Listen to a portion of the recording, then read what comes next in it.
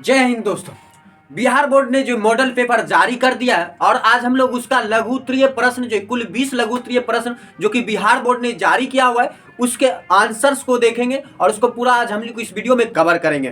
तो देखिए सबसे पहला जो है एक न्यूमेरिकल्स है। न्यूमेरिकल क्या है कि 2.4 मीटर व्यास के किसी एक समआवेशी चालक के गोले का पृष्ठीय घनत्व 80 माइक्रोकूलम प्रति मीटर स्क्वायर है। गोले पर आवेश कितना होगा? तो देखिए हमारे पास व्यास दिया हुआ है 2.4 मीटर, तो डी बराबर हो गया 2.4 मीटर और आर तब क्योंकि व्यास का आधा होता है त्रिज्या, तो डी अगर 2.4 है तो आर हो जाएगा 1.2 मीटर। तो इस तरह त्रिज्या हमको मिल गया 1.2 मीटर। उसके बाद देखिए आवेश का पृष्ठीय घनत्व दिया हुआ है, पृष्ठीय घनत्व को रो से स्वीच करते हैं। रो बराबर हो गया 80 माइक्रोकूलम प्रति मीटर स्क्वायर और माइक्रो का मान होता है 10 पर पावर -6, तो माइक्रो का मान हमने रख दिया 10 पर पावर -6। इस तरह से देखिए जो हो गया 80 गुना 10 पर पावर -6 कूलम प्रति मीटर स्क्वायर। उसके बाद देखिए सिग्मा बराबर क्या हो जाएगा कि सिग्मा बराबर होता है आवेश बटा क्षेत्रफल यानी क्यू बटे। आवेश का पृष्ठीय घनत्व बराबर होता है आवेश बटे क्षेत्रफल, तो क्यू बटे ए दे दिया हमने सिग्मा के बदले। तो हमको क्या चाहिए? क्यू ही चाहिए क्योंकि आवेश ही पूछा जा रहा है। तो क्यू को हम रखेंगे, क्षेत्रफल को हम साइड कर देंगे। क्योंकि आवेश गोला है तो गोला का क्षेत्रफल जो होता है वो होता है 4 पाई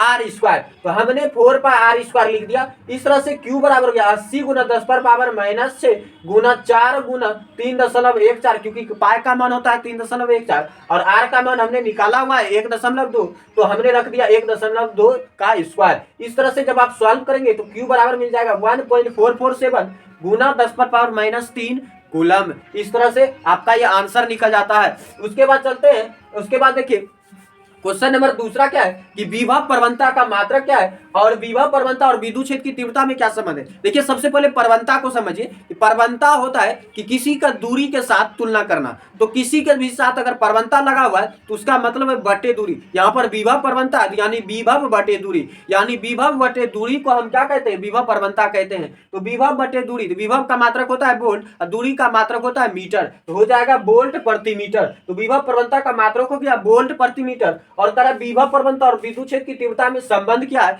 तो ई बराबर हो जाएगा -dV/dx, क्योंकि विद्युत क्षेत्र और विभव प्रवणता में विपरीत संबंध होता है। तो ई बराबर हो गया -dV/dx। उसके बाद चलते हैं नेक्स्ट न्यूमेरिकल्स एक और है कि 12 सेंटीमीटर त्रिज्या वाले गोलीय चालक के पृष्ठ पर 1.6 गुना 10 पर -7 कूलम का आवेश एक समान रूप से वितरित है और गोले के ठीक बाहर किसी बिंदु पर विद्युत क्षेत्र की तीव्रता ज्ञात करनी है। तो गोले के ठीक बाहर जो है विद्युत क्षेत्र की तीव्रता अगर ज्ञात करनी है तो उसका फॉर्मूला होता है E बराबर 1/4 into q by r square. तो 1/4 का मान होता है 9 गुना 10 पावर 9, क्यू का मान दिया हुआ था 1.6 गुना 10 पावर -7 और जो है आर का मान दिया हुआ था 12 सेंटीमीटर। तो इसको हमको मीटर में बदलना होगा क्योंकि सेंटीमीटर ऐसा मात्रक नहीं है, दूरी का मात्रक जो है मीटर होता है ऐसा ही। तो इसलिए जो 12 सेंटीमीटर को मीटर में बदलेंगे तो हो जाएगा 0.12 मीटर। तो इसको इस तरह से लिखेंगे, जब सॉल्व करेंगे तो आपका आंसर आएगा 10 पर पावर 5 न्यूटन प्रति कूलम। इस तरह से आपका तीसरा न्यूमेरिकल सोल्व हो जाएगा। उसके बाद देखिए चौथा है लॉरेंट्ज बल। देखिए लॉरेंट्ज बल जो चुंबकीय क्षेत्र में दौड़ने वाले आवेश के लिए होता है, क्योंकि चुंबकीय क्षेत्र वहीं पर होता है जहां पर आवेश गति में होता है, यानी कि चुंबकीय क्षेत्र में किसी गतिशील आवेशित कण पर जो है जो बल लगता है उसी को हम क्या कहते हैं? लॉरेंज बल कहते हैं। तो चुंबकीय क्षेत्र में किसी आवेशित कण पर जो बल लगता है उसी को हम क्या कहते हैं? जो लॉरेंज बल कहते हैं। लॉरेंज बल का फार्मूला होता है F बराबर q v sine theta, F बराबर क्यू वी साइन थीटा। इस तरह से आप याद रखिएगा कि F बराबर होता है क्यू वी साइन थीटा। उसके बाद देखिए ट्रांसफार्मर में ऊर्जा क्षय को समझना है। ट्रांसफार्मर में ऊर्जा क्षय 5 तरह के होते हैं। पहला है ताम्र क्षय, फिर है पलक क्षय, शैथिल क्षय, तो गुंजन क्षय या इसको भंजन क्षय भी कहा जाता है और पांचवा है भावर धारा क्षय। तो इस तरह से नामांकन करा है, तो नामांकन यानी सिर्फ नाम लिखना, ये नाम हो गया। इसका विश्लेषण अगर करने दिया जाएगा तो इसका विश्लेषण भी आप कर सकते हैं। ताम्र क्षय, ताम्र मतलब होता है तांबा। तांबा किससे बना होता है? सॉरी, तांबा से बना हुआ है ट्रांसफार्मर में कुंडली। तो यानी कुंडली में जो क्षय होता है, कुंडली में जो बार बार धारा बहने के कारण जो कुंडली में जो क्षय होता है ऊर्जा की, उसको हम ताम्र क्षय कहते हैं। फिर फ्लक्स, फ्लक्स यानी विद्युत फ्लक्स। फ्लक्स किसको कहते हैं? विद्युत क्षेत्र की रेखाओं को। तो विद्युत क्षेत्र कि रेखा जब चलती है फ्लक्स में, सॉरी मतलब कुंडली में जब प्रवाहित होती है विद्युत वाहक बल, तो विद्युत वाहक बल के कारण जो ऊर्जा हानि होती है उसको हम फ्लक्स क्षय कहते हैं। उसके बाद है क्षैतिज क्षय, तो कुंडली में जो बार बार जो है चक्कर लगाना पड़ता है किसको, तो जो है विद्युत धारा को, तो प्रत्यावर्ती धारा को जो चक्कर बार बार लगाना पड़ता है उसके कारण जो क्षय होता है उसको हम क्षैतिज क्षय कहते हैं। उसके बाद है भंजन क्षय। बंधन क्षय क्या होता है कि देखिए कुंडली में क्या होता है कि अर्ध चक्र जब एक चक्कर पूरा करता है, एक चक्कर जब पूरा करता है प्रत्यावर्ती धारा, फिर उसे दूसरा चक्कर लगाने के लिए जो है जो ऊर्जा अलग से जो एक्स्ट्रा जो अलग से एनर्जी की जरूरत पड़ती है उससे जो ऊर्जा की हानि होती है उसको हम भंजन क्षय कहते हैं। फिर भंवर धारा का निर्माण होता है प्रत्यावर्ती धारा में, तो भंवर धारा के विरोध के कारण जो ऊर्जा हानि होती है उसे हम भंवर धारा क्षय कहते हैं। इस तरह से आप याद रख सकते हैं। अगला जो सवाल है वो है एक सरल सूक्ष्मदर्शी के आवर्धन क्षमता का महत्तम एवं न्यूनतम मान पता करना।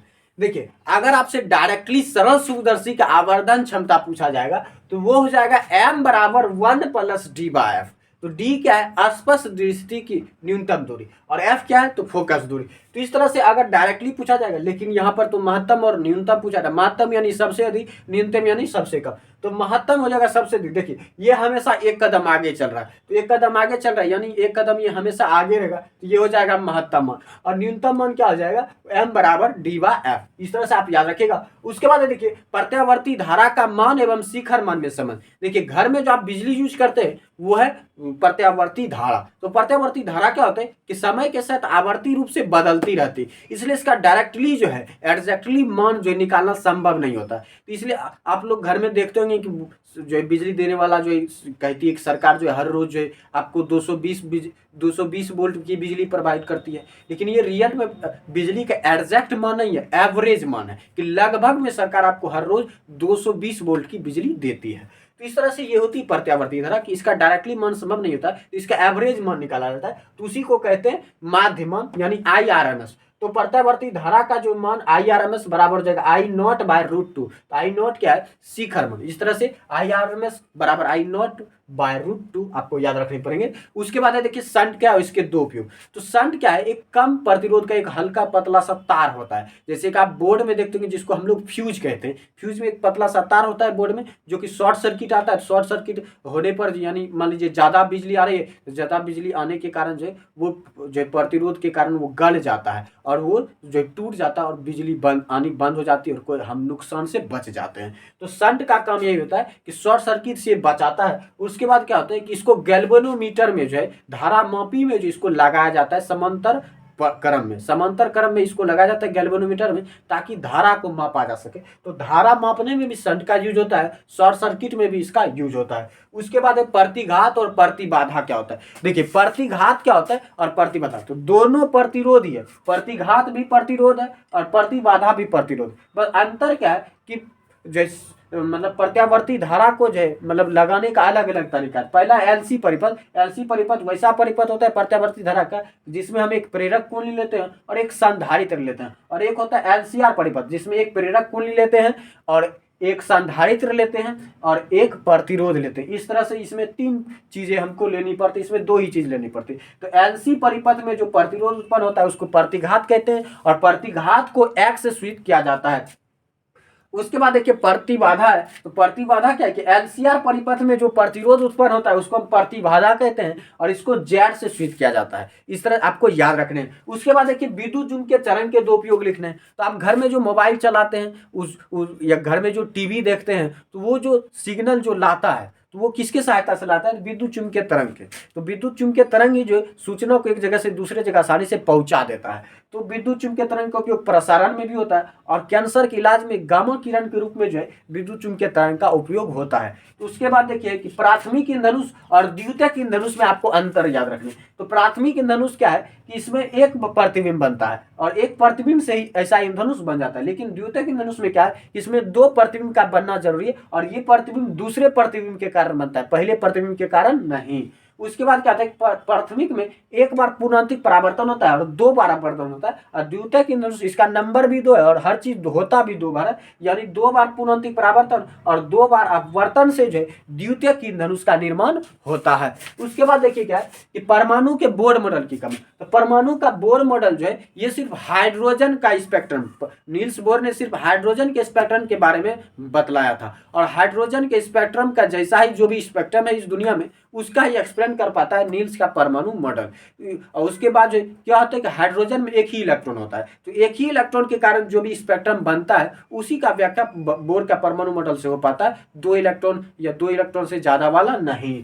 उसके बाद क्या है कि स्पेक्ट्रम के जो अलग अलग तीव्रता होती है उसके तीव्रता में कैसे अंतर होता है, क्यों घटता बढ़ता है, इसके बारे में कोई चर्चा नहीं करता है नील्स का परमाणु मॉडल। उसके बाद चलते हैं और गेट और एन गेट में अंतर समझते हैं। तो और गेट का सूत्र क्या होता है, बुलियन सूत्र, वो होता है a + b = 1। इसमें देखिए प्लस करना है, तो यानी 0 + g = 0। यहाँ पर 0 प्लस क्या हो जाएगा, 0 = 0, फिर 0 + 1 1, फिर 1 + 0 1, 1 + 1 यहाँ पर 2 नहीं होगा, ये सिंपल गणित नहीं, बुलियन गणित थोड़ा अलग है। बुलियन गणित में 2 ही अंक होते हैं, एक 0 और एक 1, यानी 0 और 1 यही 2 अंक होते हैं, और हमारा जो गणित उसमें क्या 10 अंक होते हैं 0 से 9 तक।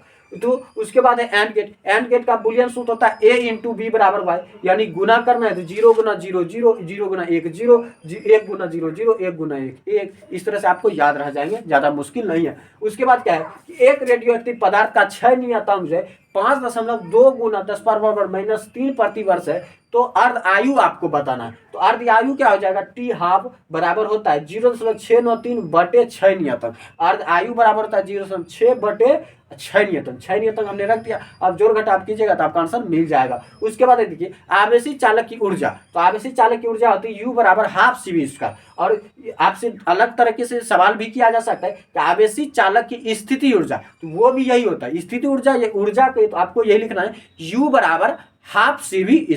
इस तरह आप याद रखिएगा कि आवेशी चालक की स्थिति ऊर्जा या ऊर्जा ½ CV² होता है। उसके बाद क्या कि नाभिक के आकार और द्रव्यमान संख्या में संबंध। तो नाभिक का आकार यानी उसका त्रिज्या r = r0 = a/1/3। तो a क्या है द्रव्यमान संख्या, r क्या है नाभिक के त्रिज्या। तो इस तरह आपको याद रह जाएगा r = r0 × a/1/3। तो r0 क्या है फर्मी नियतन, फर्मी नियतन का मान होता है 1.2 × 10⁻15 मीटर। इस तरह आपको याद रखने हैं। उसके बाद देखिए संयुक्त सूक्ष्मदर्शी का घेरा छोटा क्यों होता है।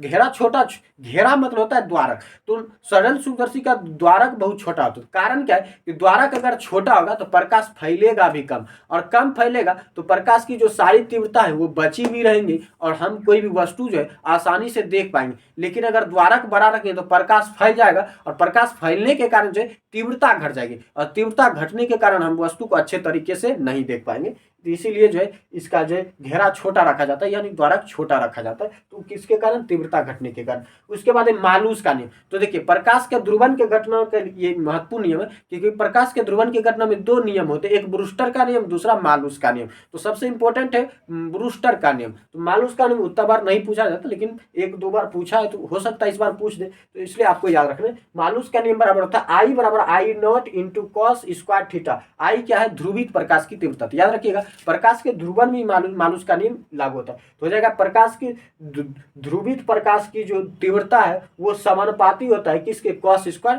थीटा के। I0 क्या है, ये नियतांक है, ध्रुवन का नियतांक है। उसके बाद एक कारफलन और देहली आवृत्ति, ये सौर ऊर्जा में यूज किया जाता है कि कारफलन की। देखिए उस घर में जो हम लोग सौर ऊर्जा यूज करते हैं उसका जो प्लेट होता है, तो प्लेट से इलेक्ट्रॉन बाहर निकलता है जिसके कारण हमको बिजली मिलती है।